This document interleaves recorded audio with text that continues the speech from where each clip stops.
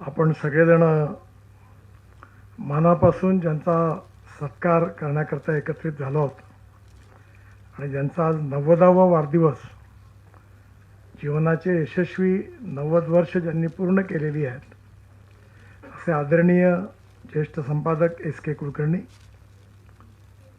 पुण्याच्या महापौर आदरणीय श्रीमती मंजुषाताई नागपुरे, पत्रकार संघाचे अध्यक्ष आणि सर्व पदाधिकारीगण आणि उपस्थित सर्व बंधूंनो आणि भगिनींनो, आदरणीय S.K. कुलकर्णी यांनी वयाचे 90 वर्ष पूर्ण केलेली आहेत. हे आपल्या सगळ्यांकरता एक अतिशय आनंदाचा हा क्षण आहे. पण वयाची 90 वर्ष पूर्ण करणाऱ्यांची संख्या समाजात काही कमी नाही आहे.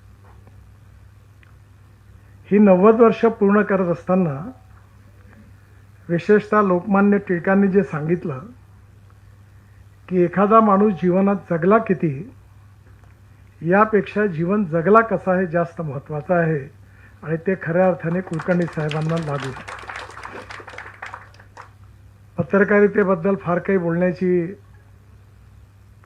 मी बोलणं बरोबर पण नाही, आणि सत्य बोलणं कधी कधी योग्यही होत नाही. त्यामुळे न बोलणं हाच उत्तम उपाय आहे. वर्तस्थ पत्रकारिता आणि व्यावसायिक पत्रकारिता हे दोन पत्रकारांचे अंग आहेत. अर्थात राजकारणातही ते आहे, समाजकारणात पणही आहे, आणि एकंदरीत समाजाच्या सगळ्या क्षेत्रामध्ये इरोजनची प्रोसेस मोठ्या प्रमाणावर झालेली आहे. त्यामुळे ते काल होतं ते आज नाही, आज आहे ते उद्या राहील याची खात्री नाही. अशा स्थितीमध्ये कुलकर्णी साहेबांच्या जीवनाचा जो वैचारिक वारसा आहे, त्यांची जी कटिबद्धता, कमिटमेंट मूल्यांशी आहे, विचाराशी आहे, ती जास्त महत्त्वाची आहे. एका फिलॉसॉफरनी चांगलं सांगितलं आहे की पर्स आणि पर्सनमध्ये पर्सन महत्त्वाचा आहे, व्यक्ती महत्त्वाचा आहे. पर्सन आणि पार्टी म्हणजे संघटन, या संघटन महत्त्वाची आहे, आणि पार्टी आणि फिलॉसॉफी म्हणजे विचारधारा, यात विचार महत्त्वाचे आहेत. विचाराबद्दलची प्रामाणिकपणाने विचाराशी कटिबद्धता ठेवणं याचा अभाव सध्या सगळ्या क्षेत्रात आहे. प्रश्न विचार भिन्नतेचा नाही आहे, प्रश्न विचार शून्यतेचा आहे. म्हणजे एखादा विचार आपल्याला पटला नाही तरी पण त्या माणसाच्या विचाराशी तो जो प्रामाणिक असतो त्याबद्दल आपण त्याचा सन्मान करत असतो. पण सध्या जो विचार आहे तो वेगळा आहे. Neither rightist nor leftist, we are known opportunist, हे सध्या प्रचलित असणारं तत्व आहे.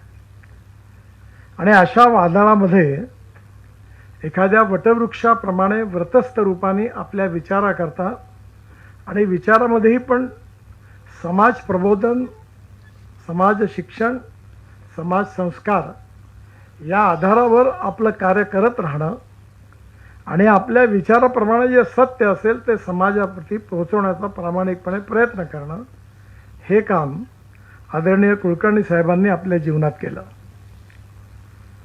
सकाळच्या रूपाने आणि केसरीच्या रूपाने जे वैचारिक व्यासपीठामध्ये त्यांना काम करण्याची संधी मिळाली, त्यातून नानासाहेब परुळेकरांसारख्यांचा संबंध आला, आणि त्यातून विशेषतः त्यांनी ही व्रतस्थ पत्रकारिता अंगीकारली, आणि त्यामुळे त्यांनी अतिशय कठीण विषयावर अध्ययन करून त्याची योग्य बाजू समाजासमोर मांडली. ज्या ऋग्वेदाबद्दलच्या पुस्तकाचा आता त्यांनी उल्लेख केला होता, खरं म्हणजे हा विषय समजणं अतिशय कठीण आहे, आणि म्हणून ते विषय अभ्यास करणं आणि ते त्या पद्धतीने लोकांसमोर मांडणं हे खूप कठीण काम आहे.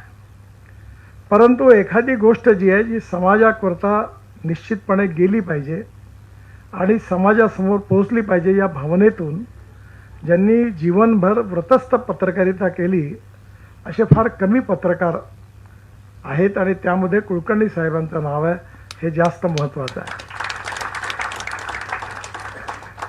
राजकीय नेत्यांना अनेक सत्काराच्या कार्यक्रमाला जावं लागतं.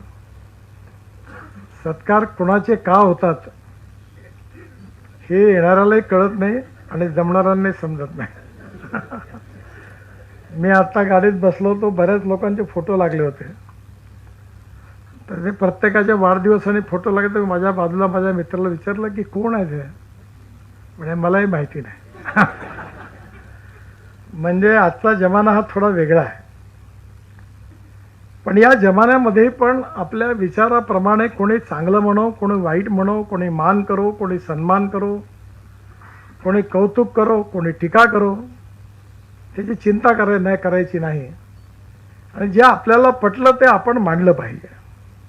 आणि पुणे याकरता प्रसिद्ध आहे, हे चांगल्या अर्थाने म्हणतात. त्यांनी सांगितलं की नागपूरची संत्री काही पुण्यात विकणार नाही, पण आजकाल संत्र गोड लागायला लागली आहेत. कारण परिस्थितीनुरूप ते बदलत असतं. नेहमी असं म्हटलं जातं की विजयाचे बाप अनेक असतात, पराभव अनाथ असतो. Nothing like success. आणि त्यामुळे जीवनामध्ये एकदा यश मिळालं की सगळ्याच गोष्टी लोकांना योग्य वाटतात. पण पराजय जेव्हा होतो त्यावेळी स्वाभाविकपणे पराजयाचा ठिकरा कोणाच्या नावावर काही फोडता येत नाही, कारण कोणी ते घ्यायला तयार नसतं. आणि म्हणून मला एका गोष्टीचं महत्त्व वाटतं की कधी कधी जीवनामध्ये मान सन्मान असतो, प्रतिष्ठा असते, कधी उपहास असतो, अपमान असतो, कधी आपण केलेल्या कामाचं कौतुक असतं, कधी त्याच्यावर टीकाही होत असते.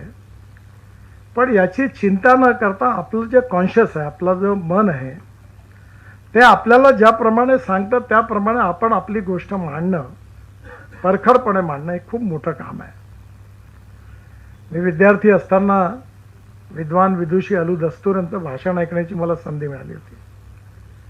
त्यावेळी त्यांनी एक सुंदर उदाहरण दिलं होतं की नदीचा प्रवाह जेव्हा वाहतो तेव्हा काडी कचरा आणि मेलेली मासळी जी असते ती प्रवाहाबरोबर वाहत असते, पण जिवंत मासा नेहमी प्रवाहाच्या विरुद्ध पोहत असतो. हे त्याच्या जिंदादिलीचं खरं लक्षण असतं. पत्रकारितेच्या या इतिहासामध्ये अनेक चांगले वाईट गोष्टी आहेत, पण त्यामध्ये दीपस्तंभासारखा आपल्या विचाराशी कटिबद्धता ठेवून लोकप्रबोधन, लोकशिक्षण आणि लोकसंस्कार हे जे कार्य आहे ते आयुष्यात कुठल्याही गोष्टीची चिंता न करता एका व्रतस्थ पत्रकारितेच्या रूपाने आदरणीय कुलकर्णीजींनी आपल्या जीवनात त्याचं पालन केलं. हा त्यांच्याबद्दल सगळ्यात आदराचा आणि सन्मानाचं सगळ्यात मोठं आपल्या सगळ्यांच्या मनात असणारी भावना आहे. आणि अशी लोक खूप कमी आहेत. Worship of the rising sun, उगवत्या सूर्याला नमस्कार करा, अशी समाजातली प्रचलित प्रथा सांगत असते. पण काही वेळा अशी असतात की देशाच्या इतिहासामध्ये आणि समाजकारणामध्ये हे जे फास्ट फूड सारखं लवकर यश मिळवणारे खूप लोक येतात आणि जातात. त्यांचा इतिहास फारशी काही नोंद घेत नाही. पण जी व्रतस्थ रूपाने निष्ठेने जे कार्य करतात ते वर्षोनवर्ष लोकांच्या लक्षात राहतं. मला आठवतं, मी विद्यार्थी असताना ज्येष्ठ विचारवंत त्यावेळेचे दत्तोपंत ठेंगडी यांचं भाषण ऐकलं होतं. ते असं म्हणाले होते की every politician thinks about its next election and every socio economic reformer thinks from century to century. म्हणजे जो माणूस वैचारिकदृष्ट्या समाजाचा, देशाचा विचार करतो तो प्रॉफिट लॉसचा विचार करत नाही. तो आपलं ज्या प्रामाणिकपणे जे त्याला योग्य वाटतं तो विचार लोकांसमोर मांडत असतो. आणि सुदैवाने महाराष्ट्राला ही परंपरा मिळालेली आहे. महाराष्ट्राच्या राजकीय सामाजिक जीवनामध्ये हे जे विविध प्रकारच्या लोकांच्या कार्याचं मूल्यमापन महत्त्व महाराष्ट्रात राहून आपल्या कधी लक्षात येत नाही. पण ज्यावेळी आपण महाराष्ट्राच्या बाहेर पूर्ण देशात फिरत असतो तेव्हा आपल्या इथल्या सामाजिक परिवर्तनाबरोबर, राजकीय परिवर्तनाबरोबर पत्रकारितापासून असणाऱ्या अनेक क्षेत्रामध्ये मूल्याधिष्ठित जीवन पद्धती, परिवार पद्धती म्हणून आपल्या विचाराला जीवननिष्ठा मानून यशाची अपयशाची चिंता न करता, आर्थिक लाभाची नुकसानीची चिंता न करता आयुष्यभर हे व्रत पाळत कार्य करत राहणं हे फार कठीण कार्य आहे. आणि सगळ्या क्षेत्राकरता कठीण आहे. राजकारणातही ते कमी होत चाललेलं आहे. समाजकारणातही कमी होत चाललेला आहे. आणि अशा वेळी आदरणीय एस के कुलकर्णीसारखं जेव्हा व्यक्तिमत्व आपल्याला पाहायला मिळतं तेव्हा त्याचं महत्त्व लक्षात येतं.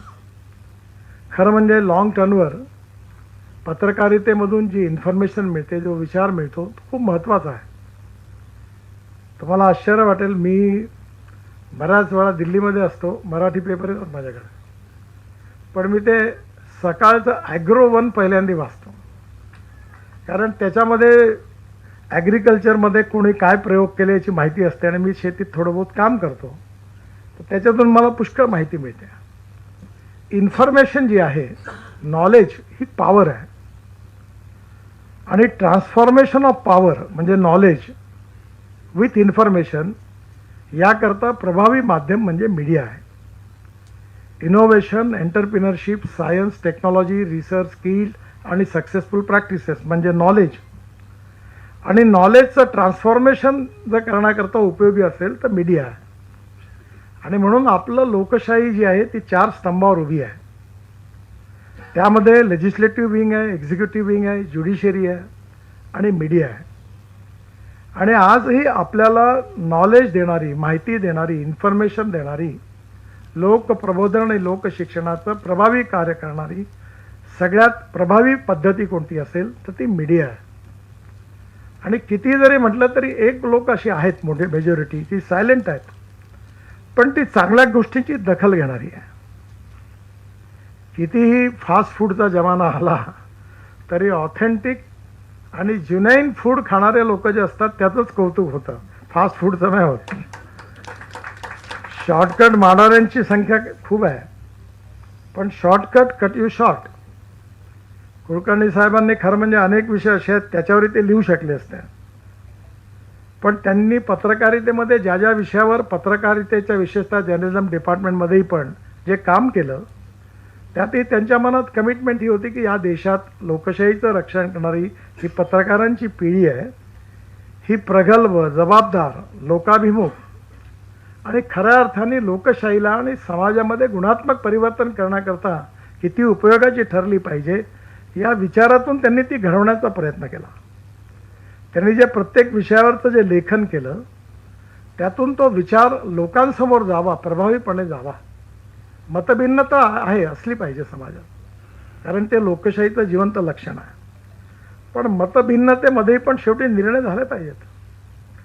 म्हणजे टीका म्हणून घेऊ नका, पण मला आठवतं की मी खरं म्हणजे पुण्यावर कधी अन्याय नाही केला, पण नागपूरला मेट्रो सुरू झाली आणि पुण्यात सुरू नाही झालं काम. आता पुण्यात सुरू झालं नाही तर त्याची स्वाभाविकपणे टीका देवेंद्रजी मी दोघं नागपूरचे होतो. आता मी काही पुण्याचा विरोध होतो, मुंबई पुणे हायवे कसा बांधला असता, पण त्यावेळी टीका झाली की हे काही त्यांचं पुण्याकडे लक्ष नाही. आता काही लोकांचं जेव्हा असं आलं तेव्हा मी त्यावेळी सातत्याने त्यावेळेचे खासदार गिरीश बापट सगळे लोक मला नेहमी हा एअरपोर्ट एक्सपान्शन आणि मेट्रोचं काम हे 2 विषय अटकलेले होते. आणि त्यावेळी गिरीश आणि त्याच्यावेळी शिरोळी पण मला वारंवार सांगायचे, आमदारही सांगायचे. आणि म्हणून मग एक दिवस खूप मिटिंगा झाल्या. एअरपोर्टची जागा तर मी मिळवली. ते एअरफोर्सचे चीफ ऑफ द एअरफोर्स होते, त्यांना मी म्हटलं आप तो ऐसे बिहेव कर रहे कि आपके बाप ने जहागीर में आपको जमीन दी, ऐसी बात कर रहा. मतलब मैं कोई अपने घर के लिए नहीं मांग रहा, आपको दिखता नहीं क्या म्हटलं या कैसा एअरपोर्ट है, एस टी स्टँडचं बी बेकार हुआ आहे. मग त्यांना मी चंदीगडमध्ये पर्यायी जागा दिली आणि पुण्याचा एअरपोर्ट क्लिअर झाला. मला खूप आनंद होतो की तो क्लिअर झाला. पण त्यावेळी जेव्हा मी मेट्रो करता बसलो होतो तेव्हा सगळेच लोक होते, शरद पवार साहेब होते, अजित पवार होते, सगळे खासदार, आमदार होते, मंत्री होते. आणि बैठकीत 1.5 तास वाद सुरू होता, टनेल कुठे करायची, खालून न्यायची की वरतून न्यायची. तर बराच वेळ चर्चा झाल्यानंतर एकमत काही होत नव्हतं. तेव्हा मी त्यांना समजावून सांगितलं की जेवढी कॅपिटल कॉस्ट वाढते तेवढा तिकिटाचा दर वाढतो. तुम्ही जेव्हा टनेल करा म्हणता हे म्हणणं सोपी आहे, पण त्याच्यावर जर कॅपिटल कॉस्ट होऊन त्याचं तिकीट वाढलं तर लोकांना परवडलं पाहिजे ना. पण कोणी ऐकायच्या मूडमध्ये नव्हतं. शेवटी बैठकीत मी सांगितलं तुमचं शहर हात जोडले आणि म्हणजे तुमचं शहर विद्वानाचं शहर आहे. तुमच्या विद्वत्तेला मी अभिवादन करतो आणि तुमची विद्वत्ता अशीच वाढत राहावी अशी ईश्वरचरणी प्रार्थना करतो. आता मला तुमचं काही ऐकायचं नाही, कारण मी सरकार आहे आणि आता तुमचं ऐकलं. ही अलाइनमेंट फायनल झाली. उद्यापासून काम सुरू होणार. तुम्हाला ज्याला पटलं त्याचंही ठीक, नाही पटलं त्याचंही ठीक, पुन्हा या विषयावर बोलायचं नाही. विषय संपला, बैठक संपली, रेकॉर्ड तयार झाले आणि काम सुरू करा. दीक्षिताला सांगितलं उद्यापासून काम सुरू करा आणि काम सुरू झालं. खरं म्हणजे प्रत्येक क्षेत्रामध्ये निर्णय पण झाला पाहिजे आणि गुणात्मक उद्दिष्टांकरता योग्य विचार आणि विजन पण असली पाहिजे आणि त्याच्यामधल्या प्रामाणिक मतभेदाचा बद्दल आपण सन्मान पण केला पाहिजे. आपल्या देशात मतभिन्नता असली पाहिजे पण मनभेद असता कामा नये असं अटल बिहारी वाजपेयींनी म्हटलं आहे. आणि विचार भिन्नता हे लोकशाहीमध्ये उत्तम आहे, काही हरकत नाही. एखाद्याने विरोध केला तर केला, काय बिघडलं, त्याचा सन्मान केला पाहिजे. आणि म्हणून नेहमी मी माझ्या एकदा निवडणुकीत असताना मला एकाने सांगितलं की मी त्या एका अशा मूडमध्ये होतो की आपण आता कॉम्प्रोमाइज नाही करते विचाराशी. त्यावेळी महाराष्ट्रात जातीवर बरेच आंदोलनं वगैरे सुरू होती. तर मी एका भाषणात सांगितलं जो करेगा जात की बात उसको कसके मारूंगा लात. तर मी म्हटल्यावर मला लगेच कानात सांगितलं त्याचे परिणाम करायला सोड, परिणाम आला तर येईल निवडून, नाही तर नाही येणार. म्हटलं ज्याला जरूरत आहे त्याला मला मत द्या, नसेल द्या तर नका देऊ. जो देईल त्याचंही काम करीन, जो देणार नाही त्याचंही काम करीन, पण चालीन माझ्याच विचाराने. मला जे योग्य वाटलं तेच करीन, तुम्हाला वाटलं ते करणार नाही. पटलं तर मत द्या, नाही तर नका देऊ. मी 3 वेळा निवडून आलो आणि मला पटलं हे की आपल्या विचाराशी कॉम्प्रोमाइज नाही करायचं. कॉम्प्रोमाइज नाही करायचं म्हणजे आपली रिजिडिटी नाही आहे. Either you convince me or convince by me. आणि योग्य असेल ते स्वीकारत आपण पुढे गेलं पाहिजे. जे समाजाच्या हिताचं आहे, जे गरीब माणसाच्या हिताचं आहे, त्याच्याकरता आपल्याला पुढे गेलंच पाहिजे. आणि म्हणून अशा प्रकारे जी प्रेरणा मिळते ती कुलकर्णींसारख्या जीवनातून मिळते. कदाचित त्यांना अनेक पत्रकारांना आजकाल, मला एक पत्रकार माझ्या काळामध्ये होते, मी महाराष्ट्रात मंत्री असताना ते पत्रकार म्हणायचे पण ते खरे पत्रकार नव्हते. त्यांच्यावर 2 मर्सिडीज गाड्या होत्या आणि ते राईट ऑफ इन्फॉर्मेशनमधून माहिती विचारायचे आणि अधिकारी ब्लॅकमेल व्हायचे. तर मी त्यावेळी ते मराठा सेवा संघाचे खेडेकर साहेब होते. ते माझ्याकडे त्यांचा माझ्यावर फार प्रेम आणि विश्वास होता. ते एक दिवस मला म्हणाले हे असा त्रास देत होता. मी म्हटलं मी काय सांगू, म्हटलं खेडेकर साहेब तुम्ही शिवाजी महाराजांचे अनुयायी आहात, तुम्हाला कळत नाही का. म्हटलं एक दिवस दरवाजा बंद करा, आता म्हटलं कार्यक्रम फक्त रक्त नका निघू देऊ. म्हटलं म्हणून म्हणजे कसं, म्हटलं माझ्या गुरूंनी सांगितलं की एखादं काम समाजाच्या हिताचं असेल आणि योग्य असेल तर कायदा हातात घेणं चुकीचं नाही. आता याचं तोंड बंद का दुसरा मार्ग नाही. म्हणलं तुम्हाला त्यांनी तसंच केलं. त्याची पुन्हा बंद झालं लिहिणं, लोकांना ब्लॅकमेलिंग करणं. त्यामुळे कधी कधी सर्व प्रकारची लोक सगळ्या क्षेत्रामध्ये आहेत. पण सत्कार याकरता आहे आणि तो भविष्यातल्या पत्रकारांकरता मार्गदर्शक आहे की कुलकर्णी साहेबांसारखं जीवन जे आहे असं आदर्श, सिद्धांतनिष्ठ, विचारनिष्ठ आणि समाज आणि लोकहिताकरता कुठल्याही परिणामाची पर्वा न करता व्रतस्थ पत्रकारितेच्या मूल्यांकरता जीवनात काम करत राहणं या त्यांच्या गुणाचा आजचा सत्कार आहे. मला जेव्हा कार्यक्रमाला बोलावलं तेव्हा मला जेव्हा ही सगळी माहिती, थोडी बहुत माहिती होती, नाट माझा एवढा संबंध नव्हता आला,